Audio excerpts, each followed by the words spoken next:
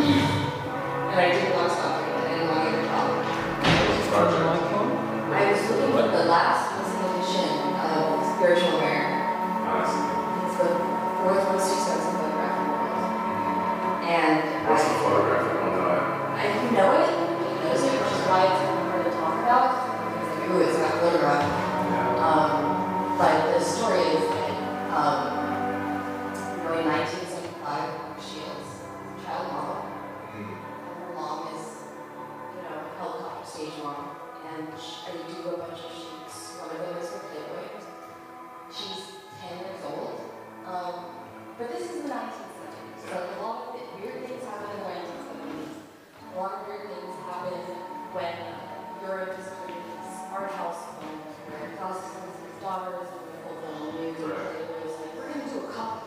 So they get a bunch of girls and dress them up like boys and pouring the statues.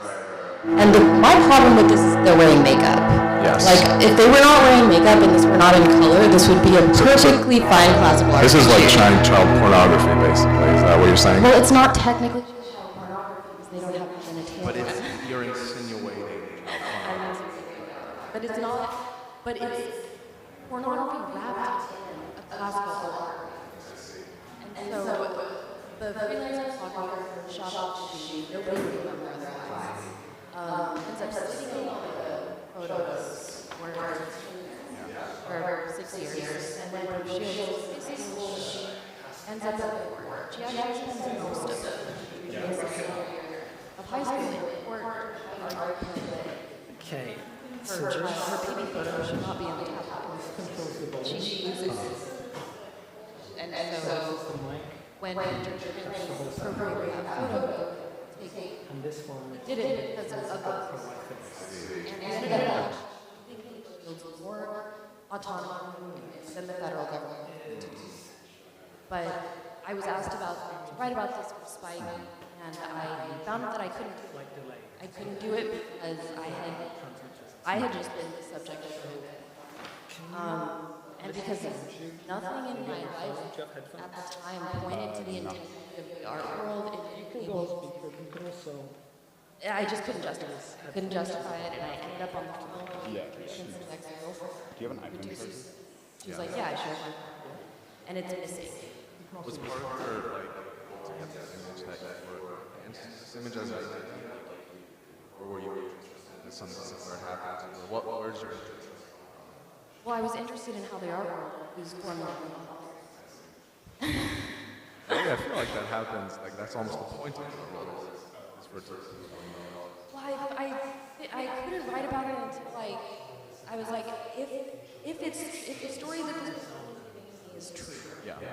and there are 12 AP, one of them is her, then that makes this entire project, then it's a religious issue. It's not true. But if Kim Klein is going to get screwed over, Shields is getting screwed over, then it's wrong. So I ended up getting as far as Gagosian. Gagosian tells me, yeah, I have 15 records and things like that. Wasn't supposed to enter the function. So I wanted to put a claim on the title of that. And I think I was interested in some systemic integrity with it, because I'm like, okay, what was not just adjust art collection? Like if a Richard Prince ends up in Epstein's art collection, then that changes so many things.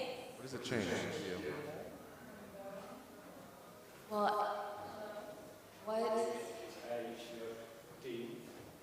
to what extent can trust a malicious image when it's representation? And is it more important to trust the people that own those images or the person who created it? And I wasn't very interested in the person who created it. I was interested in the people who owned it.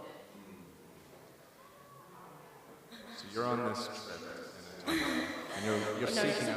This happens after that fails. Okay. This happens after I spent like a year looking for this missing. So you weren't in San Antonio to look for this image? No.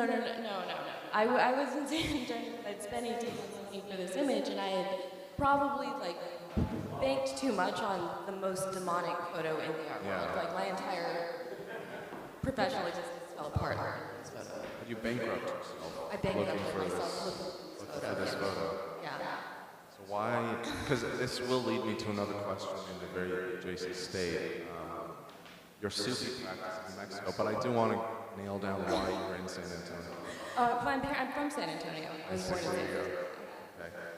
And you came back to live in a commune in Bed-Stuy. Well, so this is more, it actually does feel like a commune because I'm not paying rent. There is no lease and everything is on Word alone. And so having to deal with other people and then having to deal with physical things like insulation and plumbing, it feels like a commune, but the commune I was living in before was way more interesting. What was that commune? So I had been, maybe for the past 4 years, I've been going back to East and West Coast to take some language art courses outside of Berkeley. And I say that because the space is the last remaining American commune. But I think when the last remaining American commune from the 1968 countercultural. The original, yeah. But it's kind of like the YMCA of intention. Like they would. I mean, aren't there some cults like the Rainbow Family and like there's a few cults that? I mean, what's the difference? Okay, so there's some crossover there, no? So the difference is that a cult is really easy to get into and hard to get out of. But this place is really hard to get into. Have you ever been in a cult? I think the New York living situation that was sort of an offshoot of this commune was a cult. It was a bit too easy to get into. Cults often start. Well, I think the only thing necessary for a cult is a leader. I see. Whereas for a commune, you need to have a group of more than 2, and there has to be equity. But wouldn't you say that within a commune, there's always one person that generally asserts themselves and turns into a cult? I think that there is a benefit to organizations to have somebody that can take the rap. So what did you do in this commune? Was it centered? Did you have like things that you had to do while you were part of it? Yes. So the way that they're in the business of teaching, and they do courses on group living, and they've been doing it since the 70s. So this is a business cult. This is a business cult. Yes, it actually started off as a real estate scam because the cult leader was this. He was a member of the Great Generation, and he was the kid of an Oakland jazz major and a Jewish intellectual, so he was black. When you go there now, you'll see like all these old white ladies talking like a black person, which I was into. Did you do that for a period when you were there? Did you adopt that argot? Well, I think there's like some slang. Like you'll hear me talk about like if somebody's full of shit, I'll be like, oh, they're running game on this, or they're. See, I don't even know what that means. Oh, like they have a front job. Like the thing that they're saying is not really the thing that's motivating. But I was interested in it because I was bored of art. I think in maybe 2018, 2019, because it got too real. I think that I think that the distinction between the emerging market or blue chip, that's just there to give us some confidence that a market exists for what we're doing. And it doesn't. Living in a commune is kind of like supplanting art world. Yeah, nobody liked this. Nobody liked that I was doing this. They didn't understand it. And I think at the time it was more important for me to live congruently than to, I guess, or professional. This lead into Sufi cult as well, or is that the same cult or No, different one? Sufism is a religion. It is the interior dimension of Islam. I met a Sufi teacher, and we can talk about religion. It is an ecstatic practice, so it's not very orthodox. Like we didn't have to read the Quran; we had to say the Quran. So. Do you still do this? You still go to New Mexico? I'm going this summer. It will be a land art residency because it's on the edge of a national park. Our leader just died, and so there's a bunch of, and God, it was a really effective patriarchy too, because there would be like rules. Like rule is you can't build a house on the property that's more than one story, and so any change that happened, you had to run it by Adnan, who was our teacher, and So Adnan they had said, their own plot of, or their own kind of territory. yeah, their own, yeah. And Did they own that, or was that? They own it. It's a foundation. But when he died, the organization was completely screwed. It's just a bunch of women who can't, make any decisions. So, and then after he died, I was like, wow, that was the most effective patriarchy I've ever lived in. And when did your interest in this Brooke Shields photograph come into play?